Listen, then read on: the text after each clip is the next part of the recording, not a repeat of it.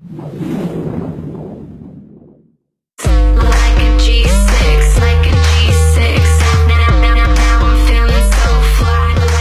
up, everybody? Yeah, like a G6. What on earth is this video about? Well, it was actually about 5 G words, but I couldn't find a song, so we had to throw in a 6th one. And we're going to start with grains, grapes, and gummy bears. Kind of a silly topic, but it's all going to make sense.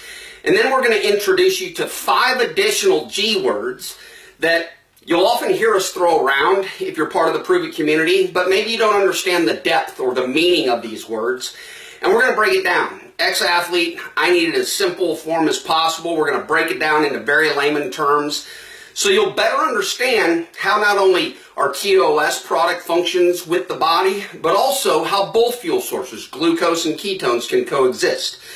So let's start with that. Let's start with the G6 words.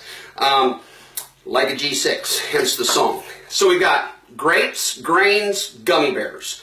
All are carbohydrates. All through digestion become glucose in the body. That's that first sounding scientific word.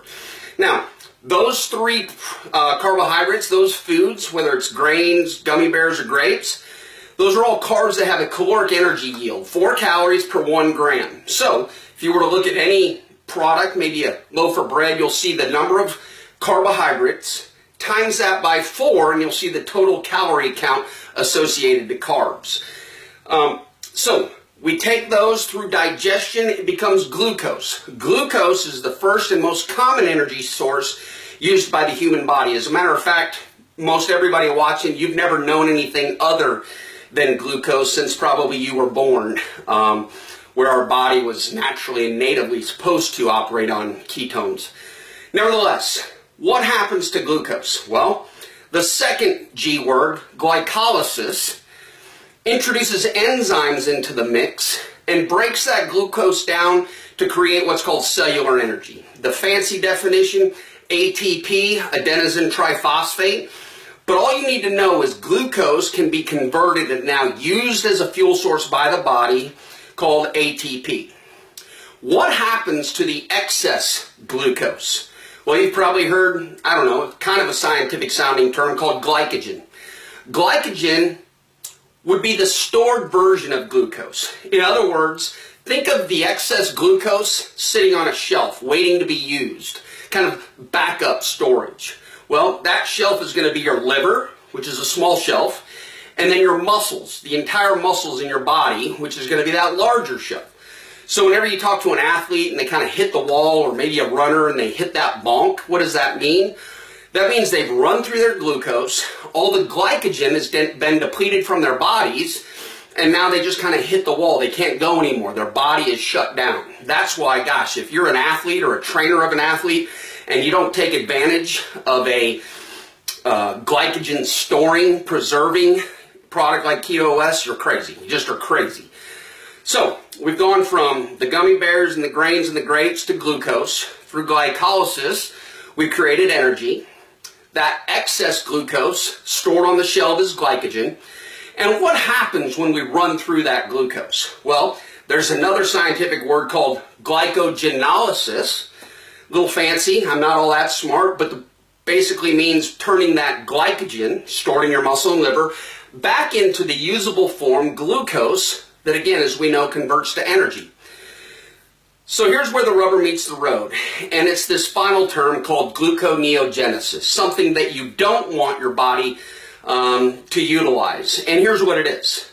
Gluconeogenesis is very often unheard of because people just don't understand how the human body works. The human body is going to create glucose. It's going to find it somehow.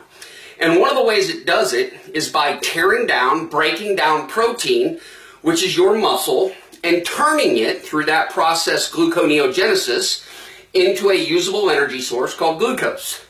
So think about that. What don't we want to happen? We don't ever want to tear down our muscle. In fact, we want to preserve and protect it. Well, let's enter into the equation Keto OS, our ketone operating system from Prove It. What does it do? Well, number one, it's that secondary fuel source. Now, glucose, the first fuel source, ketones, the second fuel source, and there's only two known to the human body.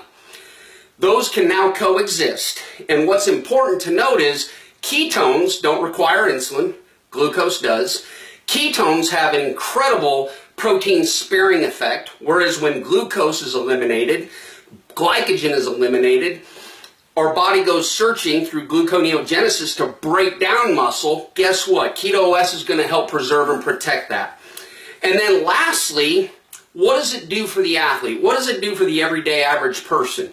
It helps delay, it helps eliminate, it helps compromise what actually would happen during a caloric deficit. In other words, when you aren't eating enough, Keto OS is an incredible answer to that problem. Why? Because it's protein sparing. Because it provides mental clarity and energy. It actually has an appetite control component that'll help you make better choices because it doesn't require insulin. So, quick review, rewind. We're going to eat grains, we're going to eat gummy bears, we're going to eat grapes. It's going to turn into that first scientific word, glucose. Through glycolysis, it becomes energy, ATP. The excess is stored as glycogen. Glycogen gets converted back into glucose via glycogenolysis.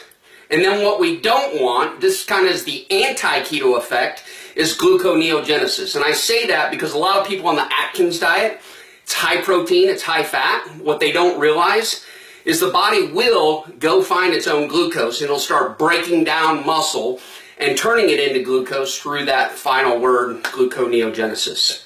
So, like a G6, those are your 6 terms, 5 scientific, and then just 5 foods that we're going to call the carbohydrates in this example. So, hopefully that helped. Hope it was a mouthful. Sure was for me, getting all those terms straight, but hope you enjoyed it. Have a great Friday, everyone.